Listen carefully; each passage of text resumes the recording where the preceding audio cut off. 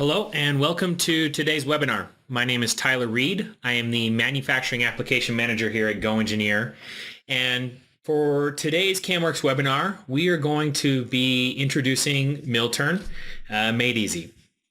This is meant to be a webinar focused on covering the key points of Millturn that we need to keep in mind when we are both milling and turning on the same part in the same setup in the same machine. Today's talking points for the Millturn Made Easy, we're going to cover the sticking points, creating of coordinate systems necessary for Millturn inside CAMWorks. We're going to be discussing the creation of setups and features tied to those setups. We're going to talk about controlling the sub-spindle, transfers, or whatever we need to do in order to cut our part how we want to, controlling the sub-spindle. And we're also going to talk about custom tooling, the creation of custom tooling and how to apply it to our parts to really reach into those nooks and crannies and also get a more accurate simulation within our software. So let's jump into SOLIDWORKS. So here's the part we're going to tackle today. It's a baffle for a suppressor, a good candidate for a Millturn part. I did do one thing to this part as it was given to me, and that was the creation of a CAM-focused SOLIDWORKS configuration. The only difference between the config that I'm going to machine versus the as designed configuration is the threads on the end here. Whoever drew this part, I just grabbed it off GrabCAD this morning. Whoever drew this part used the thread wizard to create some nice OD and ID threads. That's great visually, but it's going to complicate programming this a little bit. So I went ahead and created a CAM configuration with those threads suppressed and just a solid extrude on the OD and a solid extrude on the ID. Also, what I did in this model was I created a SOLIDWORKS coordinate system. So on the front end of this part, I created a sketch with just two line segments that meet in the center of rotation of this part. And then tied to that, I created a SOLIDWORKS coordinate system. So if you're in the Features tab in the Command Manager, you can go to Reference Geometry Coordinate System, and this would allow you to select a center point or origin for your coordinate system, and then also use your line segments to arrange your coordinate system. And we're going to read that into CAMWorks to help us align our part for the main spindle, and then the sub-spindle alignment is going to come in automatically. Jumping over to CAMWorks here, we're going to select a Millturn machine. In this case, I'm just going to use a single turret to keep it simplified. We're going to come back into this window here in a minute. In CAMWorks 2018, we now have a coordinate system area within our CAMWorks feature tree, and I'm going to jump into the main spindle coordinate system. Now I can create coordinate systems based on edges of the model. I can create coordinate systems based on sketches. I can also say a vertex of the part, which would put that in the right spot. Also a vertex on the stock, which we haven't enlarged yet. And then I can also read in the SOLIDWORKS coordinate system. Now, the reason why I like to use the SOLIDWORKS coordinate system is that's how our post processors are set up to read the data and to read the alignment for our axes. If your particular VAR doesn't set up your coordinate systems that way or doesn't set up the post processors that way, then you can use one of the other coordinate system options. Now, by selecting the main sub-spindle, I also get the sub-spindle coordinate system automatically. It automatically flips the Z. I can move that to the other end if I want. It just depends on what my machine control anticipates and what my machine control requires of me. Jumping back into the machine selection, we can see under setup we have also controls for our main spindle and sub-spindle coordinate systems here, which I've already taken care of. And then we also have controls over our chucks and fixturing. So right now I have them hidden. I'm going to go ahead and right click on the machine entry and I will say shaded chucks. Then we'll double click back in here. And as I come into my chuck and fixture sub tab, I now have the option to see my chuck and edit my chuck. So new for recent versions of CAMWorks, we can use SOLIDWORKS parts and assemblies for our chuck definition. We can also use an STL file. In this case, I'm just going to use one of the custom built standard chucks.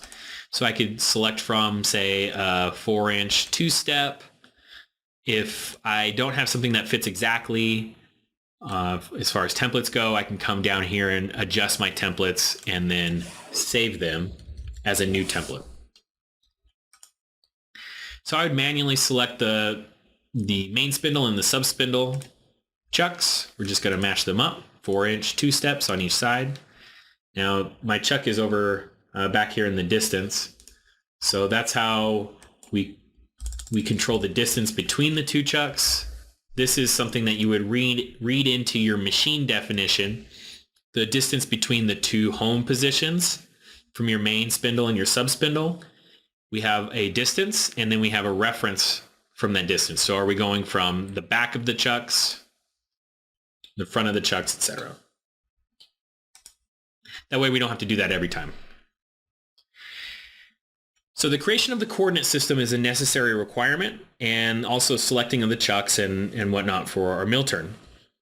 Now we're going to start programming the parts. So we need setups and we need features. I am going to go ahead and use the feature recognition, in this case, automatic feature recognition, and I fully anticipate having to filter the results here. I do think that some of the features are going to come in great. I think it will also create some features that I don't need. And I suspect I will also have to create some of my own features manually. So looking at the results, we have a turn setup with a face feature on the front end, highlighted there in green. We have the OD feature. We have a groove on the back side of our thread for the thread relief. We have an ID feature. Notice how the ID feature has selected the fully revolved section, so we may come in and edit that. We're just going to run a drill through this for this example. And we have a cutoff feature.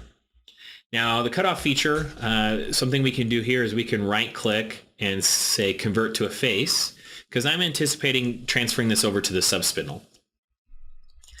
Now this is pretty standard if you're just turning parts, but we're also milling parts.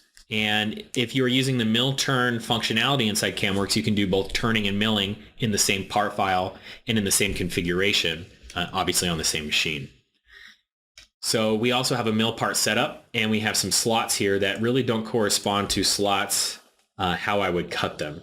So we are going to wipe out that mill part setup. I'm just going to delete it, and we'll create our own milling features.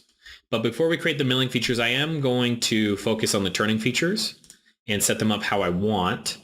The ID feature, I'm going to double click so I can edit it. I'm going to clear the selections, and I'm going to select that front end, and I'm going to select the back end. And notice it fully joins in between my two selections. That join is important. I made my selections in a particular fashion that gave me this join. And that join, I can change the shape. I can tell it to go straight. I can tell it to go along Z, along X. All just depends on what I want. So I'm going to go ahead and go straight. That way I can skip all of the stuff on the inside. Actually, you know what? These don't quite line up, I think. So I'm going to say along Z. And that gives me this little step here, which is fine. And then for the strategy, I am just going to drill this out. Now, something I have to do on the face feature is I have to change that from the main spindle to the sub spindle. So if I set this drop down to sub spindle, that means I'm going to cut this feature while the part is being held in the sub spindle.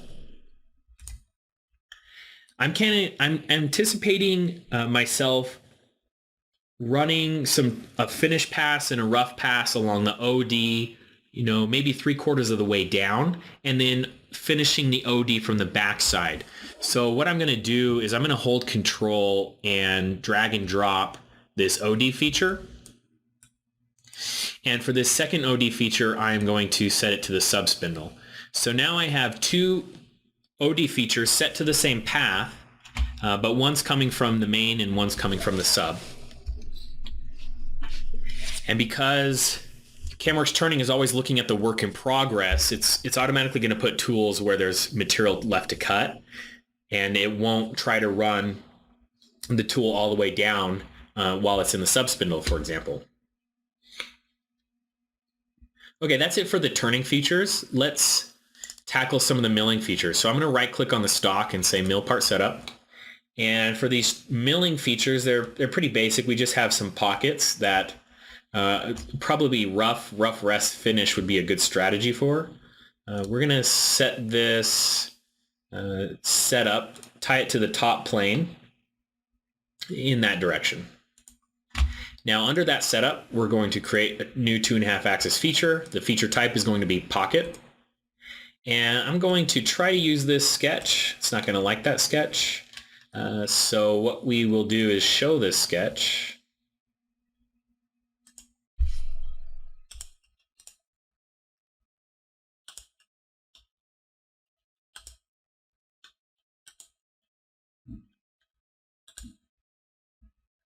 Okay, now we need to set the depth, and we have no good endpoint to select. We have no planes, we have no points. So we're going to use blind depth, and we're just going to eyeball it, make sure that these go above the OD. Looks like something around 0.52 would work. And we're going to keep that rough rest finish strategy.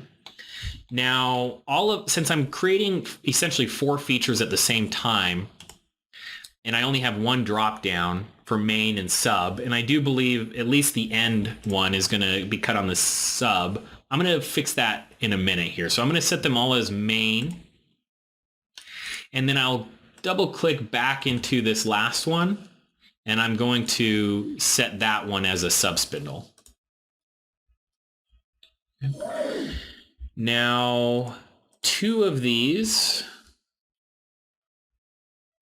in fact, all of these, I plan on creating a circular pattern. So in order to keep my operation tree as clean as possible, I'm going to group 2 of these together. I think it's going to be 1 and 2. That way those are handled together. And then I can create a pattern for the group. So we'll do a circular pattern. I can select any circular edge and say we're going to do 2. And then for the last one, the one on the sub, we are also going to do a circular pattern. And 2 of them. And you know what? We should probably add this rectangular pocket as well. Just circular pattern on all of these. That prevents me from having to create a new setup from the opposite side and recreating my features.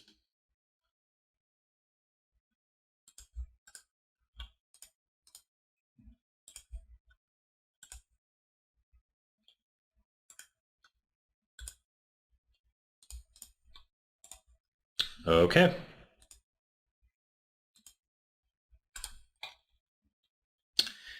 And that's all the milling features we have. Again, we're not going to worry about those other pockets. I think there's something a little wrong with my sketch here. So I'm going to hide that sketch. And we're going to go on to the next phase. Now that we have our setups and we have our features under each setup, and those features, some of them are tied to the main spindle and some of them are tied to the sub spindle, we're going to continue on here. So we're going to generate operation plan. This is going to take all of those features, run them through the database called the TechDB, and the database is going to make some suggestions on how we might cut those. It's going to select the tools, feeds and speeds, depths of cut, all of the different CAM data. The next step is going to be generating a tool path, and then we'll do some fine tuning. The first thing that I see is that the face rough and the face finish didn't generate, and that is because I neglected to address one step, and that's the creation of the stock. So not a problem. I can come back to my stock, and we're going to grow the stock. Right now it's at 1 1/8 inch diameter, so we're going to do 1¼ inch. We'll add some length and we'll offset it just a little bit like so. And now that I've changed the stock, the toolpaths are going to want to update. And what we should see is that the facing features now generate. So now I have some toolpath on the face. We have a rough and a finish. We have a rough and a finish on the OD. Notice we have some intersection here with our chuck. So let's fine tune these a little bit. We're going to go into the Advanced tab and enable chuck avoidance. And that's going to pull this toolpath back. We'll do that on the finish pass as well.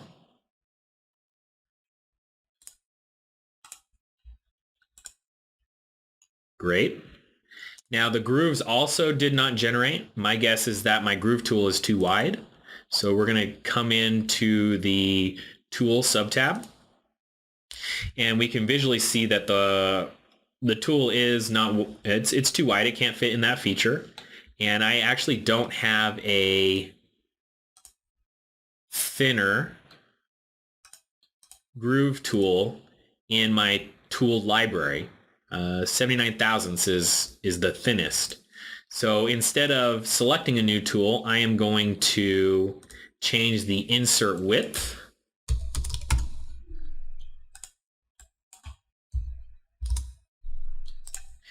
And when I preview that, I get some toolpath now. There's my rough pass.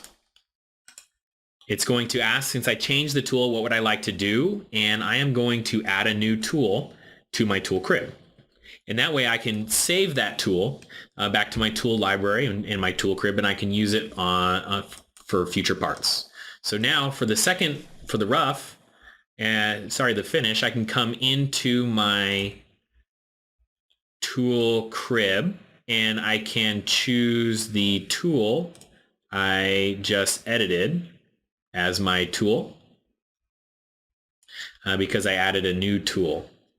So it's tool 14, I believe, tool 14.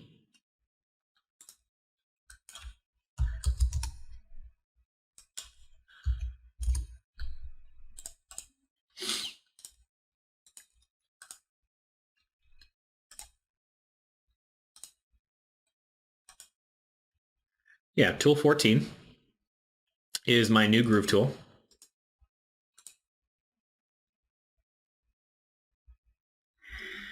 And so now we got toolpath on the rough and the finish pass. Another thing I'm going to need to do is address this drill.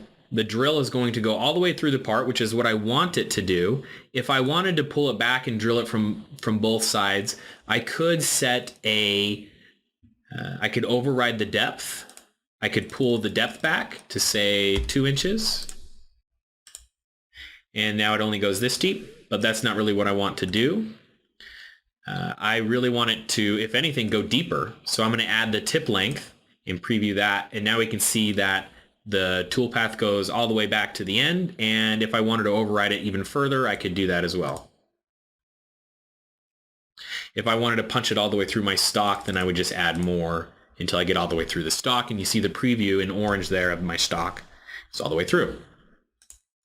Now, the tool, I'm just going to lie to it. I'm going to tell it my drill is 8 inches long and my holder, my protrusion is about 6 inches. That's going to give me the necessary depth to make that. Looks like I can go a little bit lower.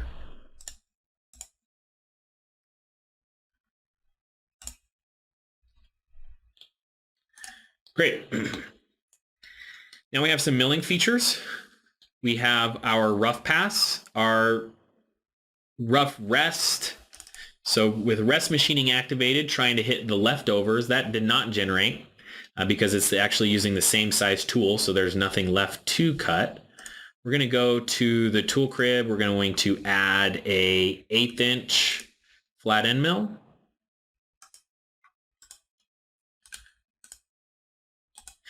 And generate some toolpath, and you can see the rest machining is activated. We're only hitting the sharp corners where there's actually material left over from the first rough pass. We have our contour mills, a rough rest, and finish on that. And notice because we patterned it, it's coming from both sides. Now in this list here, we have a new setup. We have a subspindle setup. And this is where we need to put a transfer between these setups and this setup. So let's go ahead and do that. We can right click into either the turn setup or the mill part setup. We're going to add a subspindle operation. The subspindle operations come up as templates. These templates are written into your post processor. So I could do something like a standard transfer.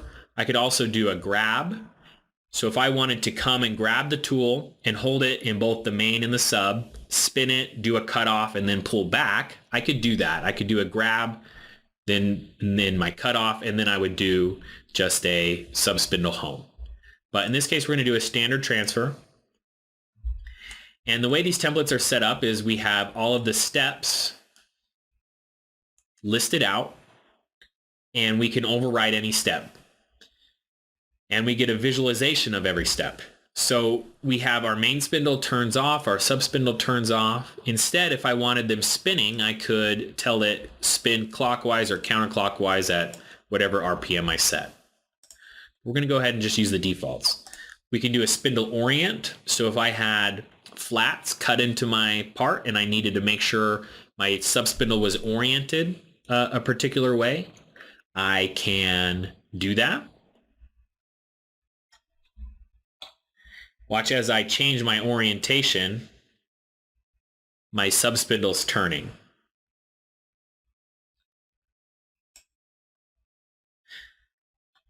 Then we're going to rapid to a particular spot.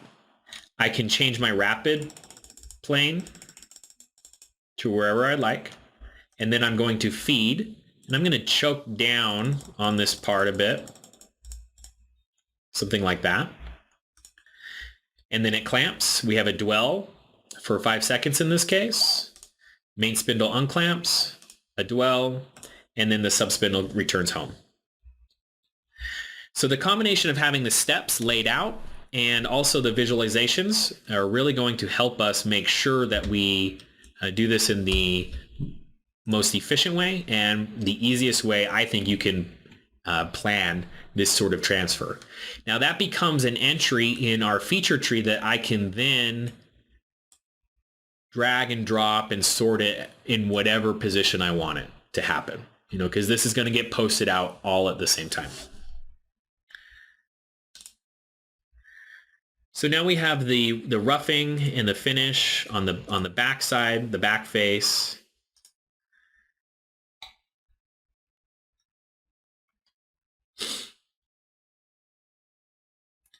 A couple of things we're going to have to do here is regenerate our tool paths. So notice how I roughed and finished the outside to about here.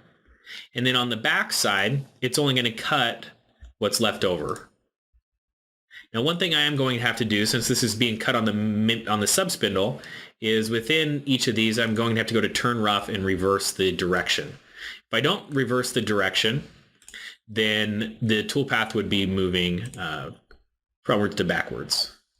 The alternative thing to do would be to change the tool orientation up here.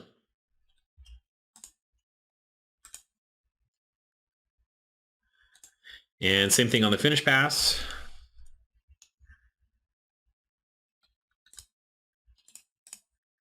Now the reason I know this is happening is I can do a step through and I can see it's moving backwards.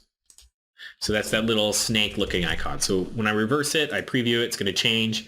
Now it is wanting to hit this little O-ring groove in the back.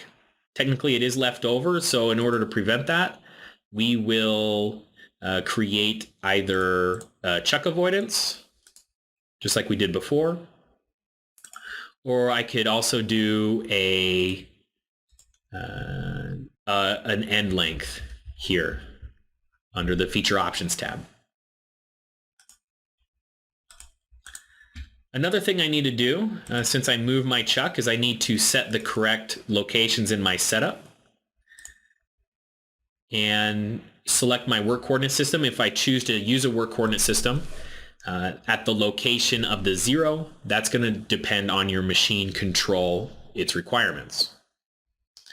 So this is going to clamp on that, and then define the clamp locations there and here. And then I offset it by 1.5 inches. Negative 1.5 inches is where I decided to clamp it on.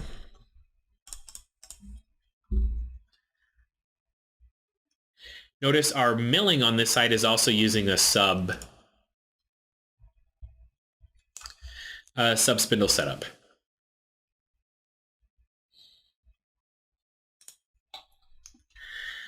And that's how we handle the transfer, and this is how we handle the trade-offs between the sub spindle and the main spindle. And this is also how we would assign features to be cut on the main or the sub spindle. It's happening at the feature level rather than the operation level. So now the last thing we want to talk about here is the cutting of the grooves on the, let's start with the front side, and really this O-ring groove. Notice in my preview I'm not fully cutting this because my turn finish tool can't actually dip down in there. So what I want to do is I want to add a new tool or a new operation. So I'm going to copy my turn finish. I'm just going to hold Control, drag and drop it. And on this one I'm going to use a new feature, and that's the use of a SOLIDWORKS assembly to define our holders and inserts.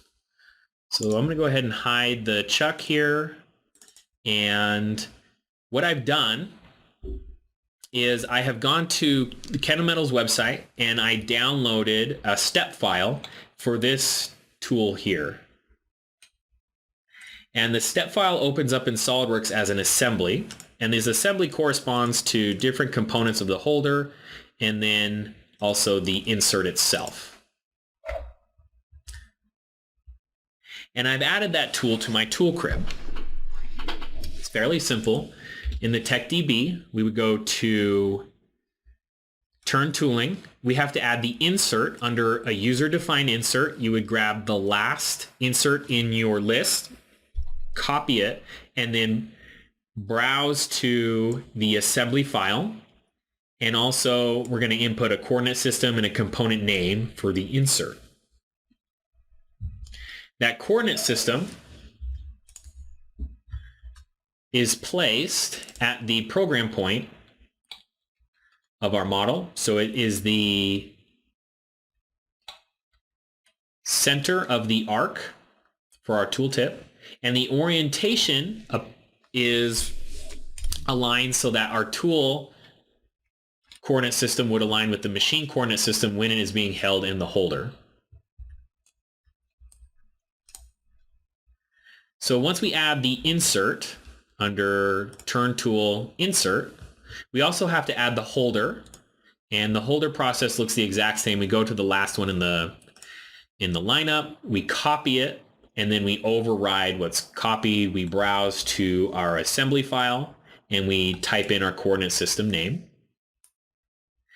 And then the last thing we have to do is under Turn Tool, now we have to create an assembly tool. And the assembly is the marrying of the insert to the holder. So for the insert ID, we browse to our insert that we created. And then for the holder ID, we browse to the holder. We just marry the two together. And then it shows up in your tool library. So within my tool library, I would go to Turn Tool, change my turn insert type to user defined, and here's my custom tool. Now one last thing here is in my holder tab, I need to tell it which components I'm actually using as the holder. So we're going to hit this little ellipsis button, and I'm going to uncheck number 4. That's my insert. And then for the insert tab, I need to tell it number 4 is my insert. Boom. There we go. Now I'm using an accurate tool holder, an accurate insert. And now it can actually dip down very close to it. I didn't quite pick the correct tool. It's not quite the perfect fit, but as close as I'm going to get it. But the point still stands. We're going to be using this tool in its custom form. That's going to give us more accurate tool paths, more accurate simulations. This is probably the best way to go about using gang tooling or very complex tool holders. Gang tooling, you would have it set up to where you have multiple coordinate systems in use. And in the holder window, you would be able to select which coordinate system you're actually going to use. And there we go. That's Mill-Turn made easy. About 35 minutes. Introduction to Mill-Turn, hitting all of the key points that we have to consider when we are doing both milling and turning in the same part file. We have to create a coordinate system. We have to set up our stock correctly. We have to set up our chucks. We will be creating setups, both turn setups and mill part setups. We will be creating sub-spindle operations if you have a programmable tailstock to do any sort of transferring or interaction with the part with the sub-spindle. So I want to thank you guys for joining. I appreciate it. If you have ideas for an upcoming webinar, if you have questions about this webinar, go ahead and shoot me an email at treid@goengineer.com or go ahead and write a comment in the YouTube video. Thanks for joining, and I'll see you next time.